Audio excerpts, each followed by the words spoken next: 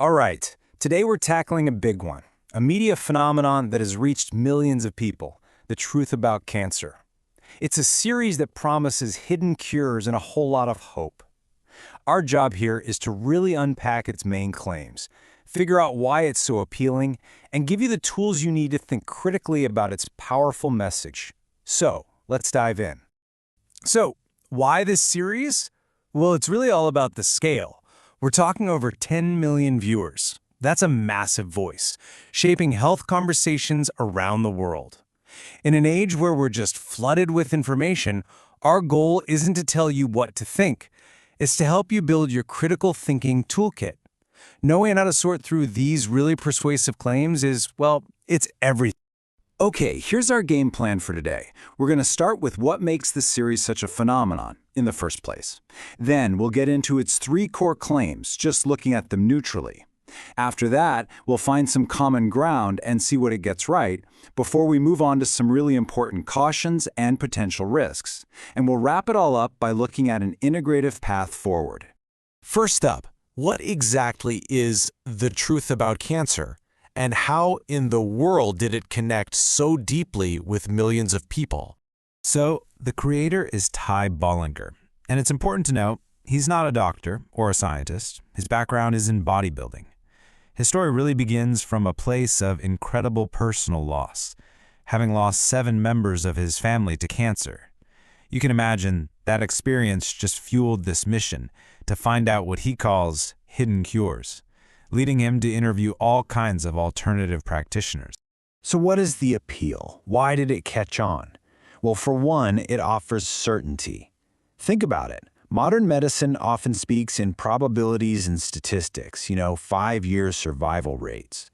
This series, on the other hand, often speaks in absolutes. It offers the promise of a cure. And if you're facing a scary diagnosis, that word is incredibly powerful. Second, it offers hope. The series is filled with these amazing testimonials. Stories from patients who were told they were terminal, but they survived. For people who feel like they're out of options, those stories are an absolute lifeline. And third, it taps into a fear that is very, very real for a lot of people. The fear of conventional treatments. Chemotherapy, radiation, we all know they can be brutal and have some really harsh side effects. What's fascinating is just how many different kinds of people this message speaks to. You've got the disillusioned, who feel like the medical system has failed them. You've got the naturalist and the spiritual, who are looking for more holistic approaches. It connects with the skeptic, who is naturally wary of big pharma. And, of course, it really hits home for the caregiver, the person who would do anything, absolutely anything, to save someone they love. Okay, so now that we kind of get the why, let's dig into the what. We're going to break down the 3 main pillars of this series argument. And our goal here is just to present them neutrally, exactly as they're laid out in the source material. The whole philosophy really stands on 3 legs. First, that our lifestyle and the toxins around us are what cause cancer. Second, that effective natural treatments are being suppressed. And third, that conventional treatments are actually harmful. Let's look at each one. Okay, so claim number 1. The series argues that cancer isn't really a genetic disease, a problem with a faulty cell, but that it's a metabolic one. The idea is that the problem isn't the cell itself, but the body's internal environment, what they call the terrain. The claim is that things like sugar, pesticides, chronic stress, even bacteria from root canals create the perfect conditions for cancer to just take hold and grow. Now, the second claim is a historical one, and it's a doozy. It suggests a conspiracy theory where basically powerful corporate interests established a medical monopoly a long time ago, all designed to profit from drugs that could be patented. And in this view, simple, effective, natural cures that nobody can patent and make a fortune on have been systematically pushed aside. And the third claim is probably the most provocative. It frames the standard treatments, surgery, radiation, chemo, with these really emotionally charged words, slash, burn, and poison. The argument here is that these treatments just destroy your immune system, which the series calls the real cure, and can even cause the cancer to spread. Okay, so we've laid out the core arguments, and it's a lot to take in. The really crucial question now is, how do we process all this? Where's the truth? Where's the common ground? And where do we need to be really, really careful? You know, in any kind of review like this, it's so important to be balanced. So let's start by looking at the things the series highlights that are actually valid, widely accepted principles of wellness. And honestly, this is where we find a ton of common ground. The series is absolutely right to hammer home that your diet and your environment play a huge role in your health. The idea that a strong immune system is vital, that's a cornerstone of modern medicine too. Things like eating whole foods, cutting down on sugar, and being your own best advocate by asking your doctors questions. That's all fantastic advice. And we absolutely know that your mindset and reducing stress can have a powerful physical impact on healing. All right, now we have to pivot. Let's talk about the areas that require some serious, careful consideration.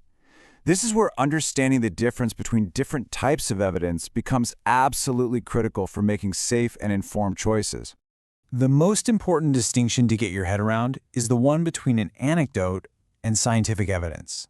An anecdote is a personal story. It's powerful, it's emotional, it feels true, but it's just one data point.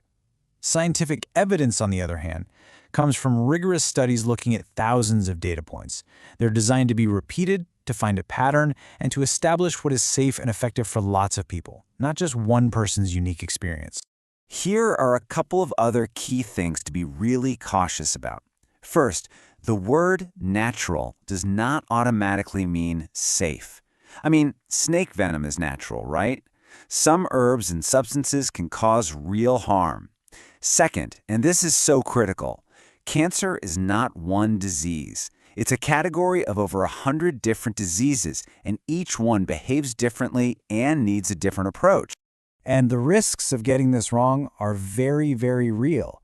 Delaying a proven medical treatment can literally be a fatal decision. A lot of these alternative protocols aren't covered by insurance, which can lead to crushing financial debt. And, going too far down a conspiracy path can isolate people from their doctors and even their families, creating this awful sense of false guilt if the treatments don't work. So after all that, it really seems like you have to choose a side, right? It's either conventional or alternative. But what if there's a way forward that doesn't force you into one camp or the other? Well, there is. It's called an integrative approach. This tree is just the perfect way to think about it. An integrative approach brings together the best of both worlds. It's not about replacing medicine with nature. It's about using nature, things like nutrition and stress management, to support the body while it goes through medical treatment. It's about building an empowered team around you with your doctors and trusted holistic practitioners so you can make decisions based on good information, not on fear. So, what are the big takeaways here? Let's boil it down to 3 things.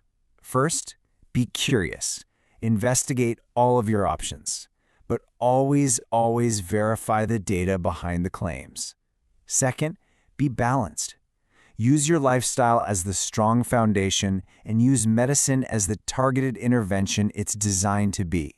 And third, and this might be the most important one, be safe. Your doctor is your partner. Never hide what you're doing from them because they need all the information to keep you safe. We'll leave you with this final thought. True empowerment in your health isn't about rejecting one system and fully embracing another.